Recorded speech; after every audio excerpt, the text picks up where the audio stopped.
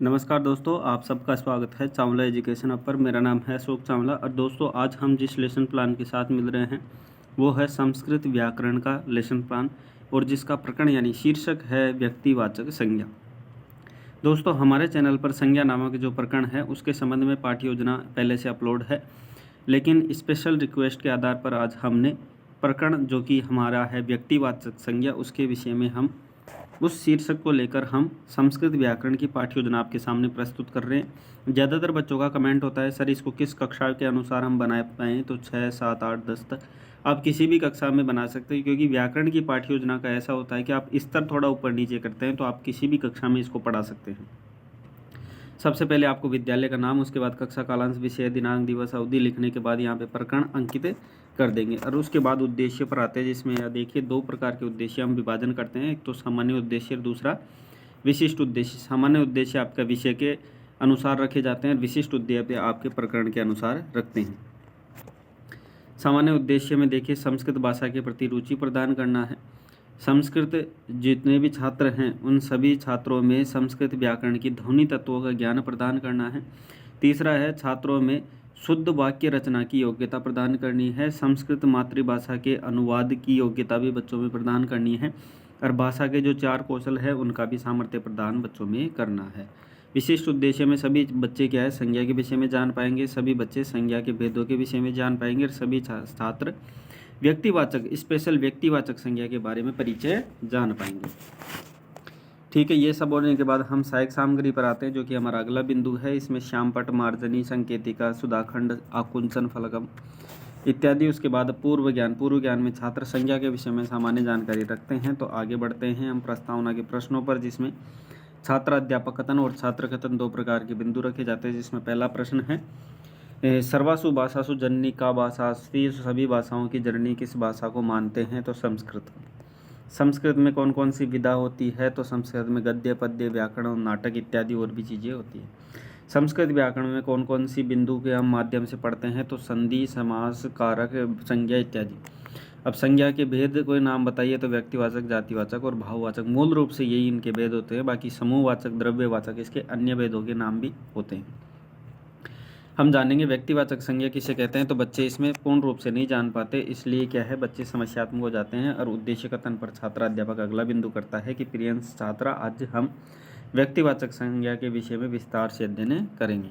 और अगला बिंदु हमारा प्रस्तुतिकरण में छात्र अध्यापक कथन, छात्र कथन और श्यामपट कार्य होता है, जिसमें छात्र अध्यापक कथन में छात्र अध्यापक पहले संज्ञा की परिभाषा देते हैं और सभी बच्चे इसको ध्यानपूर्वक सुनते हैं और अपनी नोटबुक में नोट भी करते रहते हैं कि संसार में व्यक्ति, जाति, वस्तु, स्थान आदि भाव को क्या है, इन सभी नामों को संज्ञा कहते हैं। संज्ञा के 3 भेद हैं, व्यक्तिवाचक, जातिवाचक और भाववाचक, जिसमें हम बात करने वाले हैं आज व्यक्तिवाचक। तो व्यक्तिवाचक की परिभाषा है कि जो शब्द एक व्यक्ति, वस्तु, स्थान का बोध करवाता है, जिसका वाचन करता है, वही क्या है व्यक्तिवाचक संज्ञा कहलाती है। उदाहरण के रूप में जैसे मोहन हो गया, रामायण हो गया, जयपुर हो गया, महाभारत, नरेंद्र मोदी, नई दिल्ली, यानी किसी का नाम, वस्तु का नाम और स्थान का नाम, ये सभी क्या कहलाते हैं, व्यक्तिवाचक संज्ञा कहलाते हैं।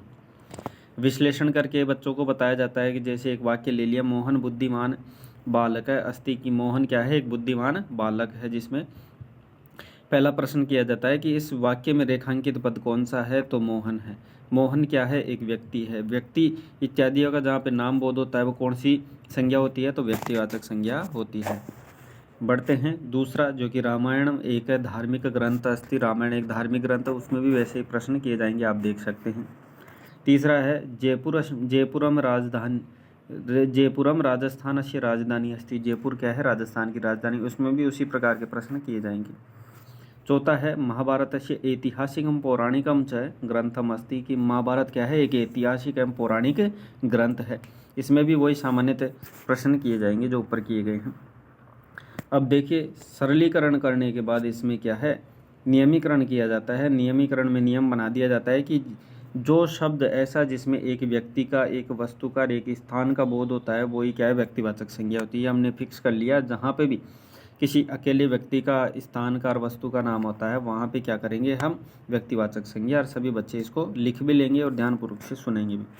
अब कक्षा में बच्चों का अभ्यास भी करवाएंगे कि बच्चों को समझ में कितना है। इसको जानने के लिए छात्राध्यापक कक्षा अभ्यास कार्य कराता है, जिसमें बच्चों को कहता है कि व्यक्तिवाचक संज्ञा को चुनना है आप में इस वाक्य में। तो यहाँ पे कुछ वाक्य है छात्राध्यापक बच्चों को देता है और इसी वाक्यों में से बच्चों को क्या है, इनमें से व्यक्तिवाचक संज्ञा के शब्दों को चुनना है। ठीक है, यहाँ पे देख सकते हैं सभी शब्द वाक्य आपके सामने लिखे गए हैं। उसके बाद देखिए मूल्यांकन के प्रश्न बच्चों से करता है, जिसमें पहले पूछता है कि व्यक्तिवाचक संज्ञा की परिभाषा लिखिए। दूसरा है संज्ञा के कितने भेद हैं वो बताइए।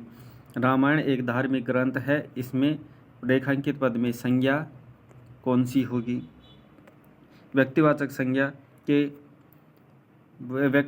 संज्ञा कस्मिन् शब्दे भवन्ति, किस शब्द में होती है, तो व्यक्तिवाचक शब्द में, वस्तुवाचक शब्द में और स्थानवाचक शब्द में।